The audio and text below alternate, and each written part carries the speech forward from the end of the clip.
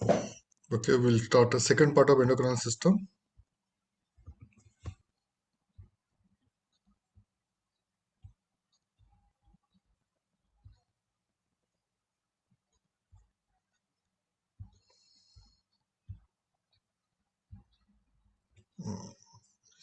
And here we already talked about classification and different functions of the endocrine system. And we started control with the endocrine system. So feedback control we already studied. So today we'll talk about neural control. 1 minute.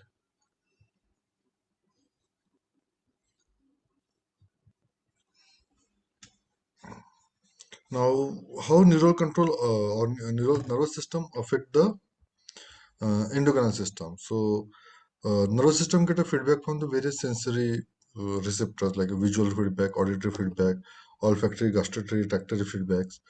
Not only from this external sensation, but they also get a sensation from the internal body. So from internal environment like a pain, emotions, fight, fright, excitement, blood volume, blood osmolarity, blood viscosity, the glucose level, or sodium level, potassium level.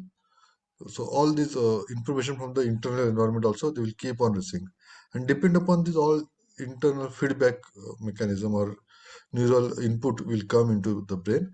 It will affect the hypothalamus, and hypothalamus affect the uh, different part of the hypothalamic nucleus, and depend upon that it will modify or affect the functioning of pituitary gland, and from pituitary gland it will affect the functions of different endocrinal glands. Just simple example like osmolarity of the blood has been increased, that will stimulate the osmoreceptor present in the hypothalamus, and that will stimulate the thirst center, and that will causes also stimulate the uh, osmoreceptor present in the hypothalamus, that will stimulate the secretion of ADH, and that will increase secretion of ADH, and that will try to uh, retain the water inside the body. So this is how it will work. Similarly, like suppose external stimulus, if you want to example, like a suckling reflex. So when we touch the nipple of the mother, and that tactile stimulation will increase the secretion of oxytocin, and that oxytocin will causes contraction of the myofibrillium, and that will leads to ejection of the milk. That is also called a milk letdown reflex. So these are that different stimulus will be there, and depending upon the what type of stimulus, the different like adrenergic fiber or cholinergic fiber, dopaminergic, serotonergic, or GABAergic. These fibers will release the hormones or neurotransmitters into the hypothalamus and modifies the function of hypothalamus. Then there is another example of regulation, chronotropic regulation or chronotropic control. So hormones are not like a constantly secreted in our body. So they vary with time. So they're always in a pulses, comes ups and downs. So they're oscillating or pulsatile type of the release usually occur with the hormone. And thus pulsation or variations can be depend upon the regular with the 24 hours. Then we call it the diurnal variation or circadian rhythm, or it can be like a monthly rhythm. So we call it menstrual rhythm, or it can be seasonal, like there will be more hormone in winter, some like a steroid or hormone, some hormone, or less hormone in the summer or rainy season. Depend upon the different season, it can have effect on the concentration of the hormone, and also there is a developmental rhythm.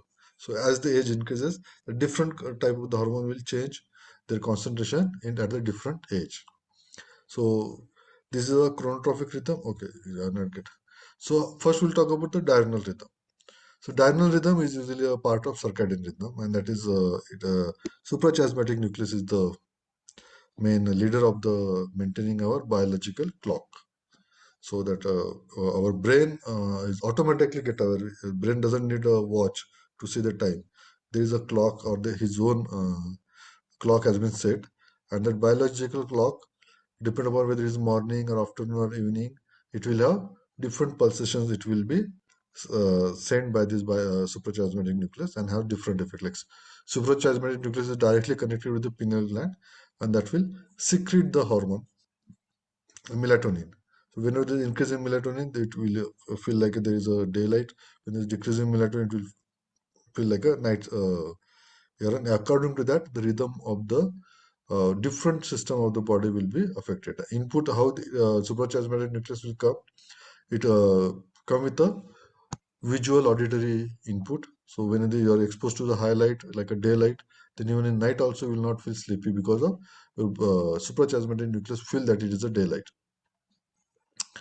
Also, it depends upon your sleep wake cycles. So suppose you are a night shifter and you're working in the night and sleeping in the day, then it will adjust your clock according to that sleep wake cycle. So depending upon various stimulus, like our temperature also is one of the stimulus. Like night we usually get a cold temperature as compared to daytime.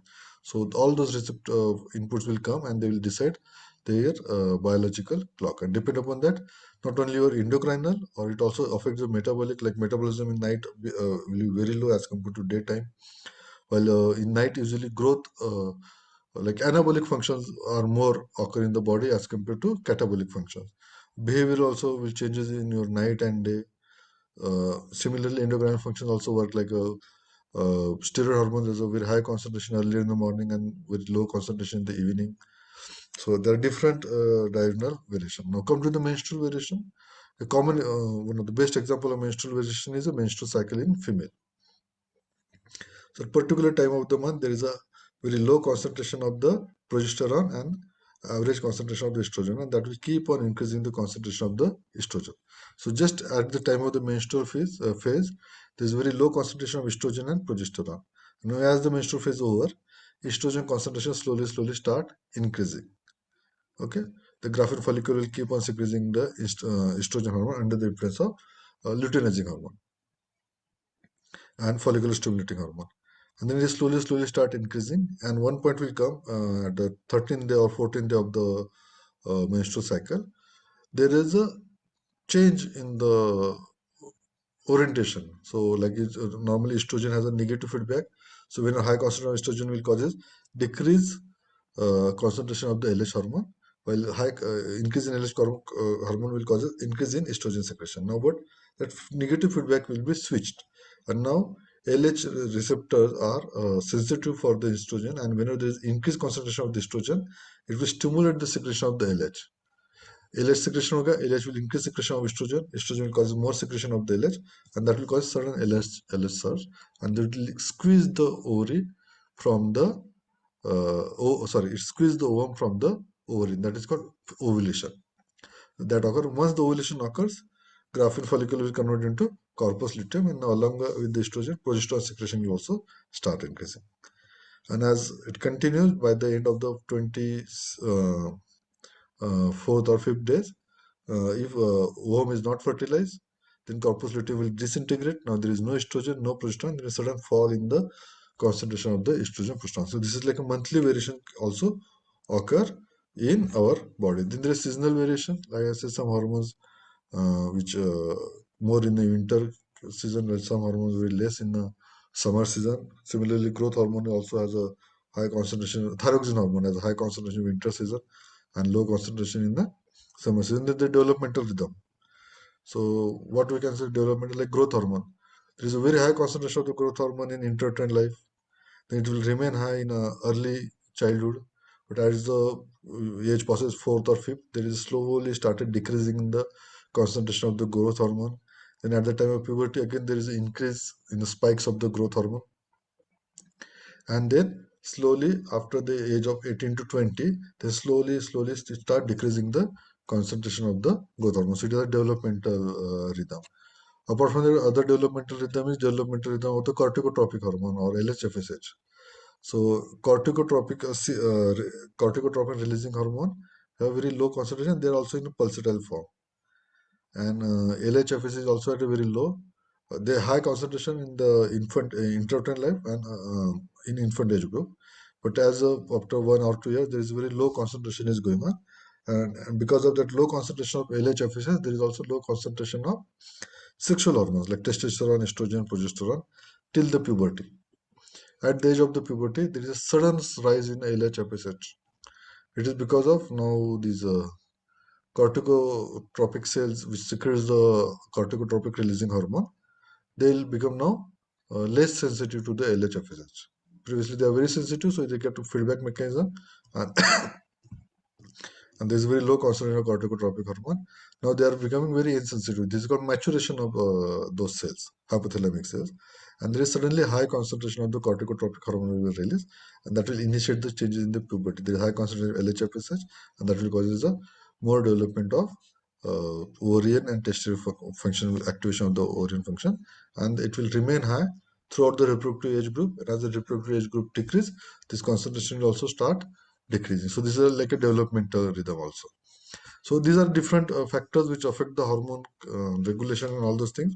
And when if this hormone regulation is defected, then it can produce disturbance, and that can produce a disease. It can either hypersecretion of the hormone or hyposecretion of particular hormone. Okay, before going for this, how the hormone act? As we said, hormone is like a mobile broadcasting, तो एक साथ release होता है जिसके frequency match होगी, they will see those releases. Similarly here, hormone will release throughout the blood,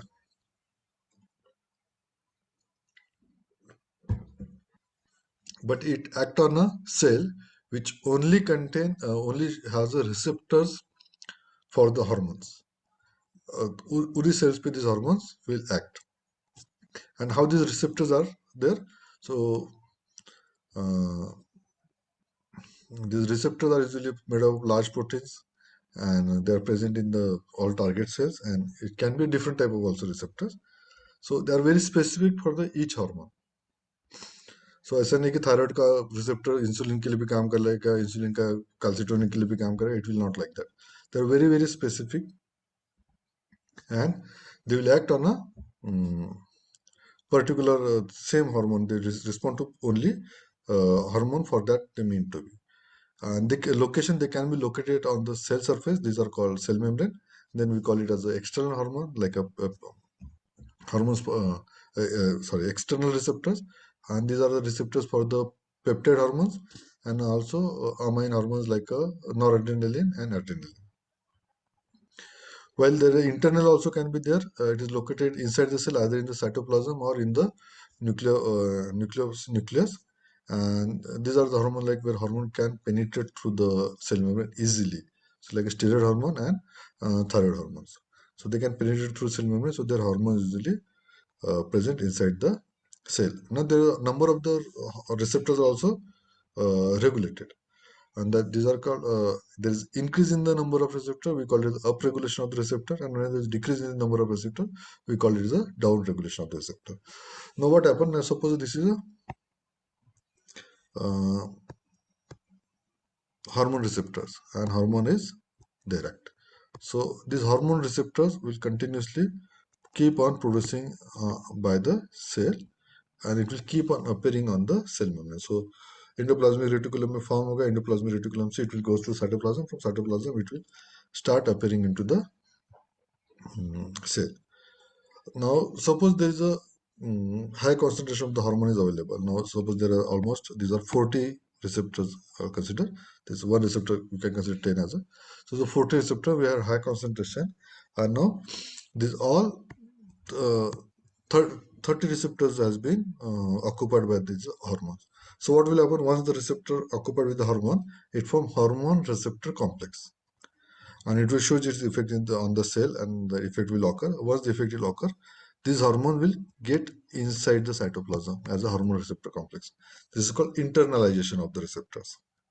And since the internalization receptor, it will break by the proteolytic enzymes, and again it will the amino acid is released from this hormone and receptor complex that will be reutilized for the formation of new receptor, new proteins. But now what happened? The out of 40 hormones receptors, the 30 is already invalid. Now there will be only one. The production rate is only 2, so there will be the now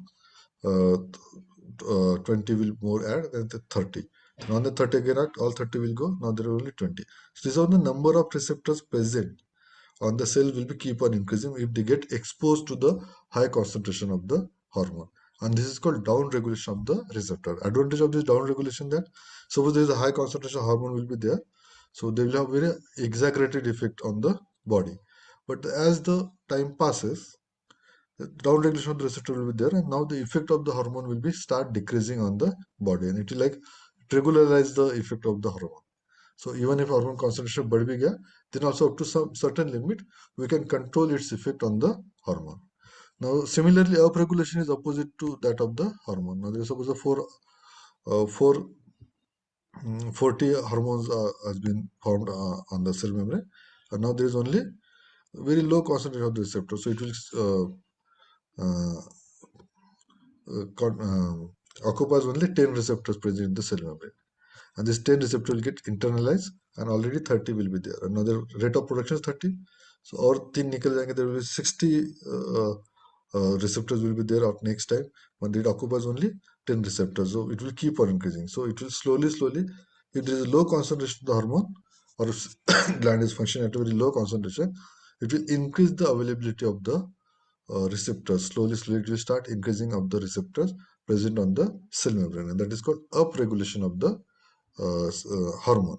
An advantage of this upregulation, that whenever there is decrease in the hormone concentration also, by upregulating, so even a little available hormone will can have a physiologically significant effect because of high number of receptors availability. And this is how it body self-regulates the effect of hormone on its own. Then come to the mechanism of how the hormones has its own mechanism or perform their effect. So one is by directly acting on the cell membrane and changes the permeability of the cell membrane.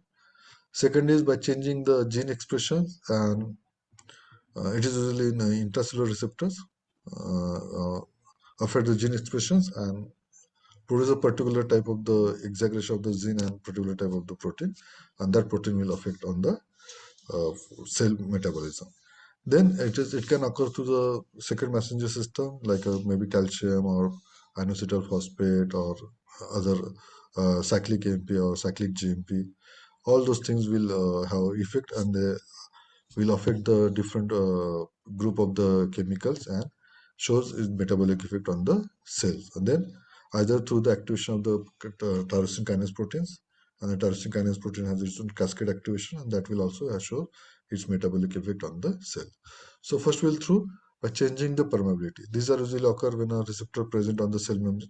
So it is like a peptide hormones. So peptide receptors will be present, and they combine with those receptors, and that can either open or close the particular ion channel. Similarly, like neurotransmitters work on there, and by opening or closing this, ion channels, it can either causes opening calcium channels or any other ions, and that will shows their effect on the particular cell membrane, like effect of adrenaline or non-adrenaline. Adrenaline will act on the smooth muscles, will open the calcium channels and causes smooth muscle contraction.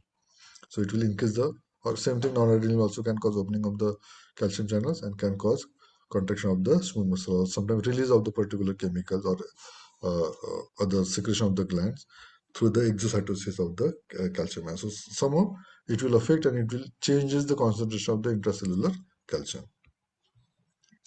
Then second mechanism is, which is usually occur through the steroid hormones or the thyroid hormones. It is effect on gene expression. So this is like a hormone which bind with the protein. Moment it will reach to the cell membrane, this hormone will enter inside the cell, while that binding protein will remain outside. So these are always these steroid hormones are hydrophobic, so they will not able to transport in the blood freely. So they always need to bind with the binding protein. So they will come with the binding protein, stick on the cell membrane, and once they stick on the cell membrane, the steroid hormones will move inside the cell, and the binding protein will be remain outside the cell. Once the hormones moves inside the cell, they enter into the cytoplasm. That this is called internalization of the hormone. Once they enter into the cytoplasm, they combine with the receptor which present inside the cytoplasm. These are cytosolic receptors, and it will form hormone receptor complex. Once this hormone receptor complex forms, it will diffuse and goes directly into the nucleus, and they will act on a DNA and causes expression of the particular gene. That is called hormone responsive element will form, and that will causes uh, expression of this particular gene and increase the translation of this particular gene, and then from that particular DNA, the mRNA will be formed, and that mRNA will come outside the cell membrane, and act on the endoplasmic reticulum, where it will increase the formation of particular protein. It can be enzyme protein or it can be structural protein, and that particular enzyme protein will have its effect on the cell membrane. Either it can be increase some particular metabolism, or it can decrease some particular mechanism. Either it can increase synthesis of the particular substance, or it can decrease synthesis of particular substance, or degradation of the particular substance, or it can be structural.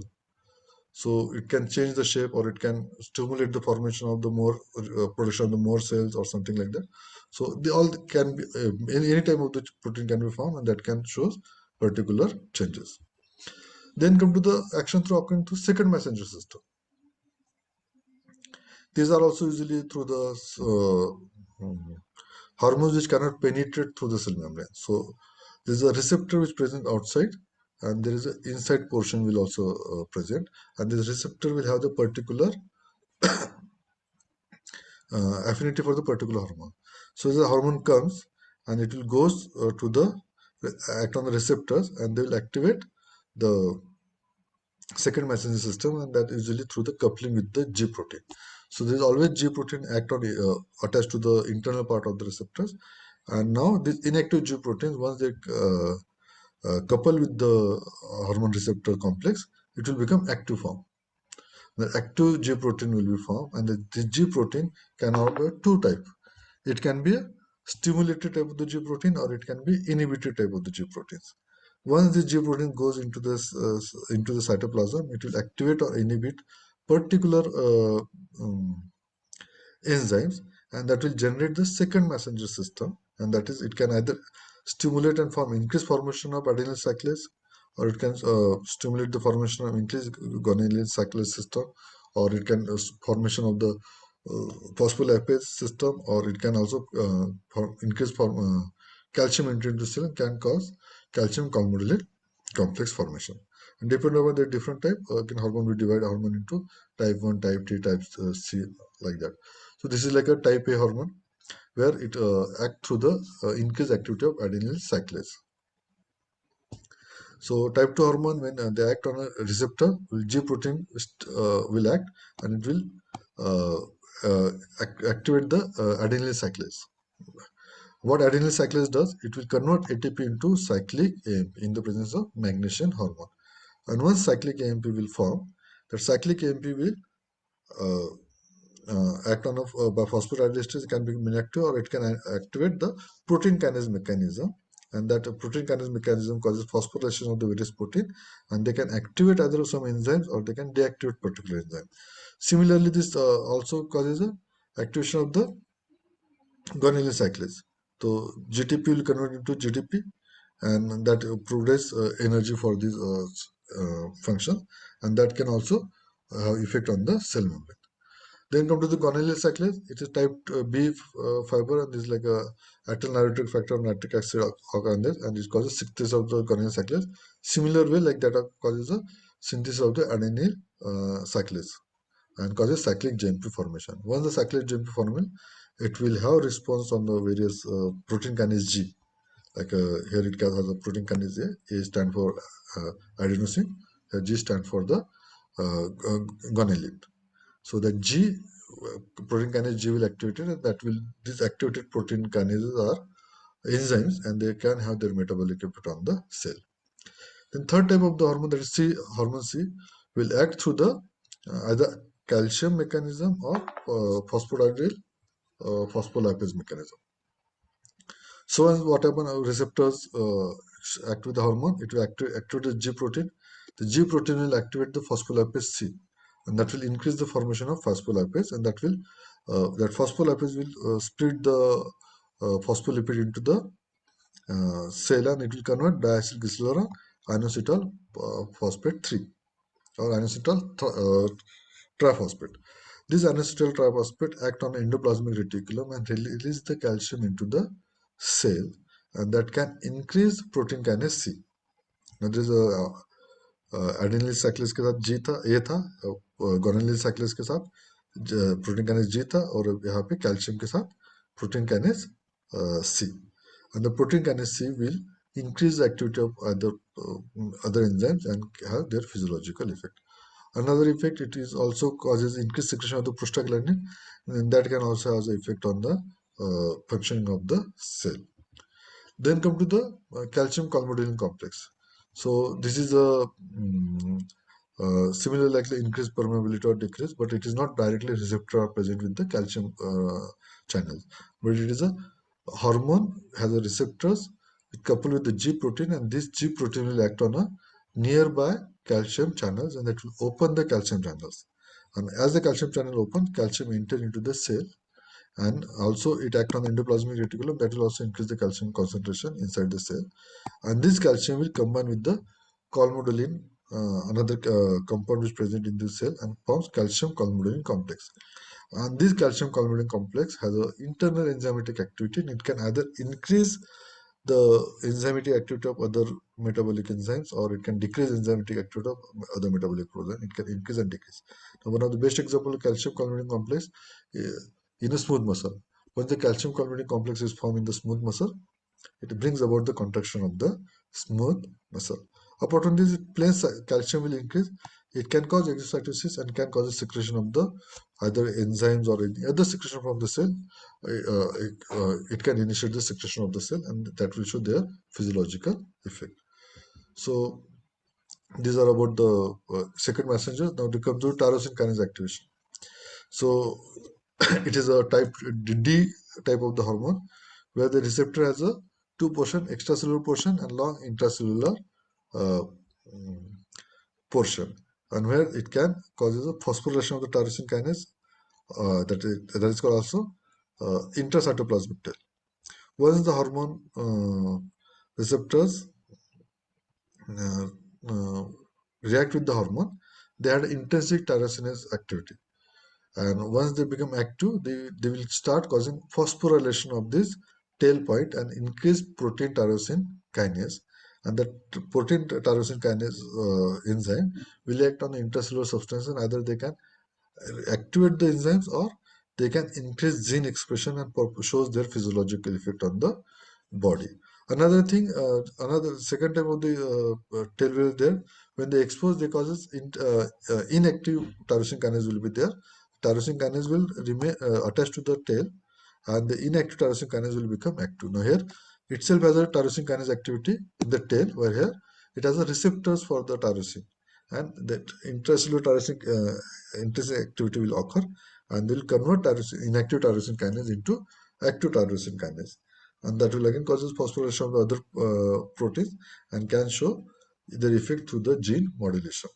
So these are the different effect. So you'll get a lot of questions regarding the mechanism of hormone action.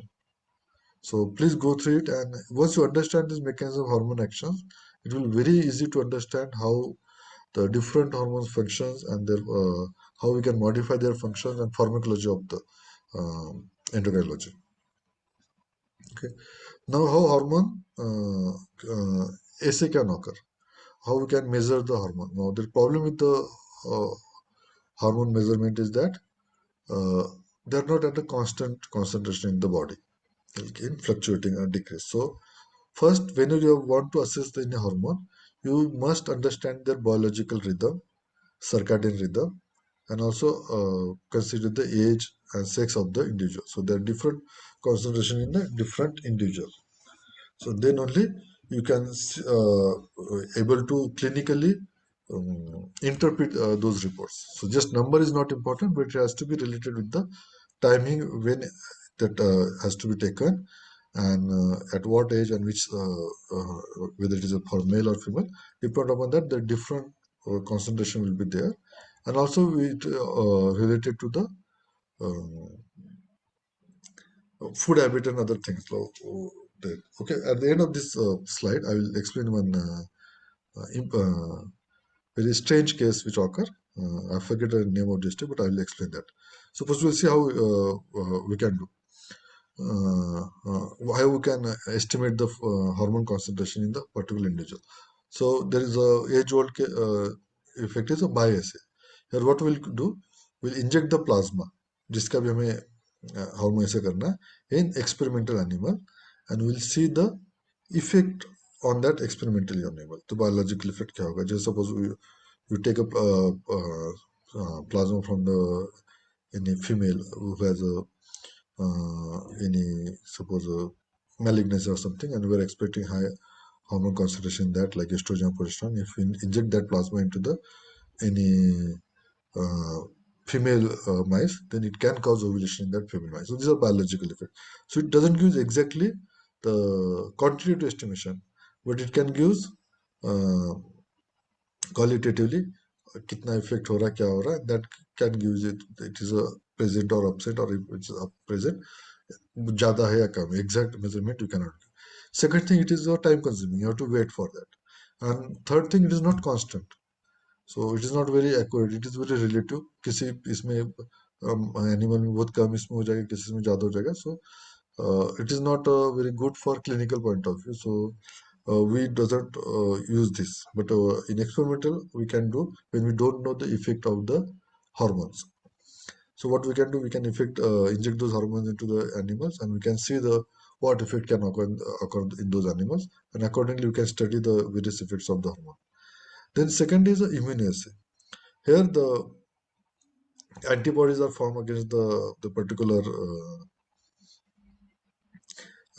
hormones, and then they mix with the antibodies are tagged with the radioisotopes, and then they mix with the sample plasma, and we wash the sample plasma, and the remaining part will put it into gamma camera, and we'll see how many radiations are remaining, and depending upon that radiations remain into the system, we can estimate the concentration. Quite accurate, but it is quite expensive because we use radioisotopes. It's very difficult to tag the each antibodies with the radioisotopes, and there are also gamma camera we need to use. So to easy make it is more easy, then we came to know another mechanism, that is ELISA, the enzyme link immunosorbent assay. Now instead of radioisotope, what we do, we tag those antibodies with the enzyme. These are the particular enzyme which can change the color of the solution. And now we'll mix the plasma with that, and we'll shake it, mix it properly, allow it to incubate, and then we'll wash out. So whatever the hormone with antibodies they're washed, and whatever remaining antibody will be there, that will contain the enzyme. And now they'll mix with the reagent, and that will color will be changed. So amount of the color change can be studied by the colorimeter, and that will give you more accurate and more exact. Is one of the very cheapest way to estimate the hormone assay, and the quickest way to estimate the hormone. So it is one of the common method which can be used to estimate the hormone. Then there is cytochemical assay. Here we'll do cell culture, and in that cell culture we'll inject the plasma, and we'll see the effect on that cell culture. This is also time consuming and very costly. Then there is a dynamic test. These are not only part of the hormone assay, but this is a part of diagnosing the various cases. So if we are seeing some high concentration of the particular hormone, and we want to know whether it is coming directly from the particular that gland which secretes this hormone, or it is some external sources, like it might be a neoplasm or something like that. Then what we will do, we'll give injection to the uh, uh, uh, any substrate which can suppress the effect of or that suppresses the hormone secretion, which inhibit the hormone secretion. So we'll give injection, like suppose consider we want to estimate the insulin concentration in the individual. So what we will do, we'll give first any injection, insulin injection, which causes decrease hypoglycemia, that will actually causes the insulin concentration, and that we can then we can estimate the insulin concentration, or some anything which causes decreased glucose concentration. So we'll suppress the test, that is a suppression test. And a stimulation test, that will give the glucose dose, and that then we'll estimate the insulin concentration, whether insulin concentration is sufficient for that glucose or not. So these are like suppression or stimulation test will be there. That will be more helpful to diagnose. So glucose tolerance test we used to do, that is one of the example of stimulation type of the dynamic test, where we doesn't estimate the insulin concentration directly, but indirectly. We'll just see how um, effectively body can tolerate the high dose of the glucose. And if it is controlled normal, there is only one hormone which can decrease the glucose concentration in the body, that is insulin. So it is indirectly estimate the insulin concentration. So that's all about the hormones. And then next class will start with within 5 to 10 minutes, and we'll start talking with the thyroid gland or pituitary gland.